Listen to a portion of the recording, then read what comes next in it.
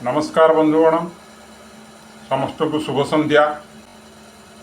आजिकल आपण मैंने देखुथिबे जे social media रे संरक्षण को नहीं झड़ उठी किसी सपक्षवादी आउ किसी विपक्षवादी स्वाभाविक एसबू रही ना जार निज प्रति अनुकूल मंतव्य आसीबो से खुशी हम जार प्रतिकूल मंतव्य आसीबो ताकू कष्ट लागिबो तेणु सी कौन ना कौन कह चेष्टा कर कुह किंतु जहाँ ताहा कहनी लेख किंतु जहाँ ताहा लेख।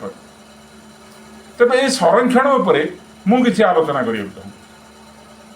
जितेबाला संविधान प्रणयन है आमर संविधान प्रणेता बी.आर. आंबेडकर सी हुए तो अनुभव करथिले जे कोठी ना कोठी आमर किछि लोक बा किछि जाति अनुन्नत अवस्थार अछंती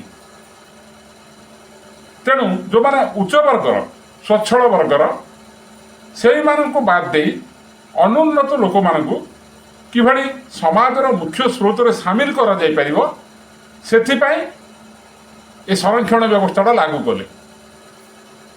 से संरक्षण प्रथम पर्याय रे आमर हरिजन आ गिरिजन माने एससी एवं एसटी मानक से सुविधा दिगला जेहेतु से अनग्रसर थिले तेणु से सुविधा से माने पाइले ठीक अच्छे किसी असुविधा नहीं पाइबा दरकार।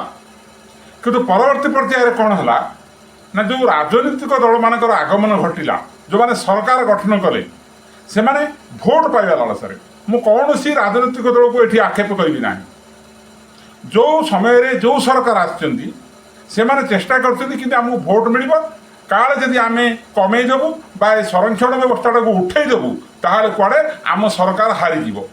तेणु यही भय समस्त केवल बढ़ई चलिले बढ़ी बढ़ी बढ़ी बढ़ी चलला हेले कथा होची सेतेबेले सिना से माने अनुन्नत थिले एबे कोन अनुन्नत अछंती कि हाँ अछंती किछि लोक अछंती जो मान अछंती से माने सुविधा पाइबा दरकार। आपण चिंता करंतु भल भाव चिंता करूँ गभीर भाव चिंता करूँ मु एससी एसटी भाई मानू आक्षेप करने चाहूनी कि मोर कौन सी राजनीतिक अभिसंधि भी नहीं मोर कहबार है जे जड़े व्यक्ति जे संरक्षण सुविधा जो जाति पाँच से जातिर जड़े व्यक्ति मासकू दरमा 1.5 लाख पाउथिबे संपूर्ण स्वच्छल अवस्था को सी आसी जाइए पुओ झील संरक्षण व्यवस्था रे चाकरी पाइबे किंतु गोटे उच्च वर्ग जोटा आपण मैंने आक्षेप कर ब्राह्मण मानक करण मानक से गोटे दिन मजुरिया भाया जड़े खटुथो मुंड झाड़ तुंडे मारी पेटरे ओदागना पकई सी ता पिला को मनीष कर पाठ पढ़ाउथुब हेले ता पिला जेतेबेले कौन सी चाकरी क्षेत्र रे परीक्षा देइथिबो इंटरव्यू इंटरव्यू देइथिबो सेतेबेले जेतेबेले 87 मार्क 85 मार्क आनिकि ता पिला घरे बसिबो अथच से रिजर्वेशन माने संरक्षण सुविधा पाउथिबा जने व्यक्तिर पुओ 30 मार्क आनी से चाकरी पाई जीवो तेबे चिंता करंतु आपण केते कष्ट हेउथो से व्यक्ति को भावंतु कौन उच्च वर्ग रे जन्म हेले बोली पाप करछंती से माने केबे किए अनुन्नत थिला उन्नत हेला पर मध्य ताकु सही सुविधा दिया जीवो। तेणु केबे स्वच्छल वर्ग जोड़ा कि आपण जनरल केस को कहउछंती स्वच्छल वर्ग कौन समस्त स्वच्छल गरीब किए नहांती। तेणु ए संरक्षण व्यवस्था उठिबा दरकार जो माने आर्थिक क्षेत्र में अनग्रसर जेकोसी जाति हूँ ना कहीं से मानक सुविधा दि जा दरकार।